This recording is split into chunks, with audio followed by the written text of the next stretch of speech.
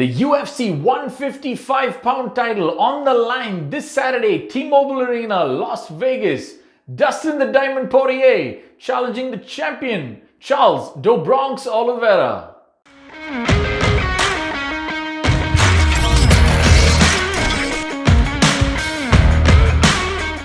Hello everybody and welcome to another episode of Pre-Fight Breakdowns. Today I want to talk about the last and final pay-per-view headliner, the last title fight for the year 2021 from the UFC and one of the most talked about divisions and belts out there. The 155-pound title at lightweight. Charles "Do Bronx" Oliveira defending his belt against challenger, former interim lightweight champion Dustin the Diamond Poirier. But before we get down to the matchup, before we discuss our fighters, first, some context. Now, to understand how we got to this juncture, why we are where we are today, we need to talk about the history of this division and this belt. And I'd like to go back about a year or so from today to late 2020, when the greatest lightweight of all time, Khabib Nurmagomedov, had just retired after the tragic loss of his father, Abdul Manap. Now, Khabib retired undefeated, undisputed, and left a huge void in the 155-pound division. The UFC now tasked with finding two contenders who could legitimately challenge for that belt.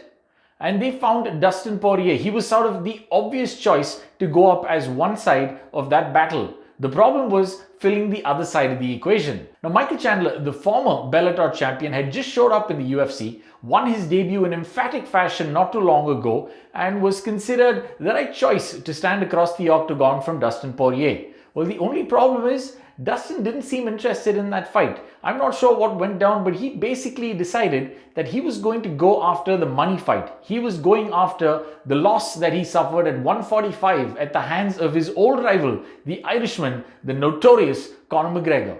And while Dustin was off chasing the money and having those big money fights against Conor McGregor, the UFC had to now find someone who could lay claim to being a legitimate title contender at 155. Well, in steps Charles "Do Bronx" Oliveira. He was the only guy at that point of time who had a sort of winning record. He was unbeaten in about 3 odd years, 7-8 fight winning streak, I think. And he had just come off a fantastic win, dominating Tony Ferguson, nearly getting the submission. Now, fast forward to his title fight with Michael Chandler. Charles Oliveira faced some huge headwinds in round 1, almost got finished at the hands of Chandler, hung in there, survived till the bell, and came back in round 2 to turn the tables on Chandler and be crowned the new 155-pound king. Well, he hasn't had a title defense just yet, and in that time, Dustin Poirier went on to knock out Conor McGregor. So here we are at this juncture. Let's take a look at our two fighters and what we might expect come fight night. We'll kick things off with the challenger, Dustin the Diamond Poirier, a man who started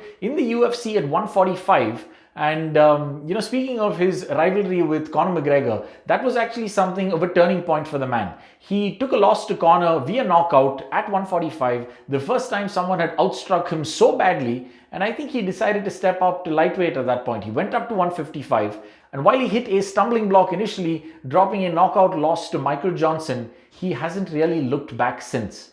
With the exception of his loss to Khabib in his previous attempt at UFC Gold, the man has been untouchable. I'm going to throw Dustin's record up here, so take a look at the names on that list. From Eddie Alvarez to Max Holloway, Anthony Pettis. These are all former champions in one division or another. I mean, he of course lost to Khabib unfortunately, but he came back from that with fantastic performances, absolutely destroying Dan Hooker. In fact, I credit Dustin Poirier with derailing Dan Hooker's progress. Dan Hooker has never been the same fighter after the beating he took at Dustin's hands. And then of course the crowning glory earlier this year, 2 big pay-per-view cards against his rival Conor McGregor, where he outstruck a man long considered to be one of the most accomplished, most dangerous strikers in the sport.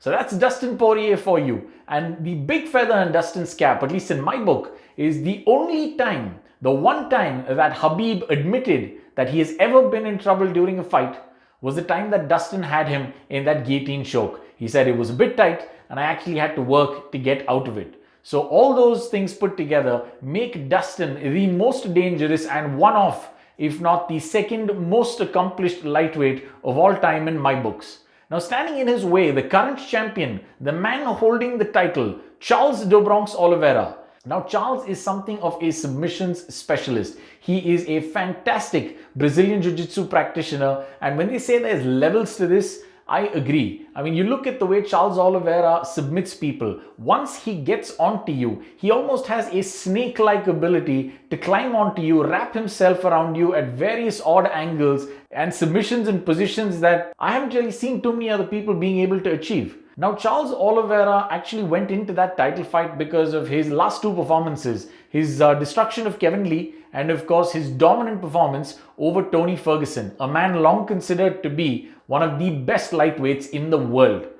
Unfortunately though, for Charles Oliveira, beyond those two fights and of course his title fight with Chandler, it's hard to bring up any of his other opponents. Now, in that 8-fight win streak, most of those opponents, outside of those three I just mentioned, are unranked and rather unrecognizable opponents. I mean, these are UFC fighters, so yes, they are world class, but they're unranked. None of them in the top 10, I don't even think in the top 15. And while he is a good striker, he was almost finished by Chandler in that fight. And the other thing I have to mention about Charles Oliveira is every time he went up against world-class competition. Now, agreed that this was before his recent run of success and before he found his rhythm, but every time he went up against anyone that's been a top 5 or a world championship level contender, he has not just lost, he's been finished. I mean, talk about the Paul Felder fight, he got finished. He got finished against Max Holloway, he lost to Anthony Pettis in similar fashion, so I'm a little worried about whether Charles Oliveira might be out of his depth.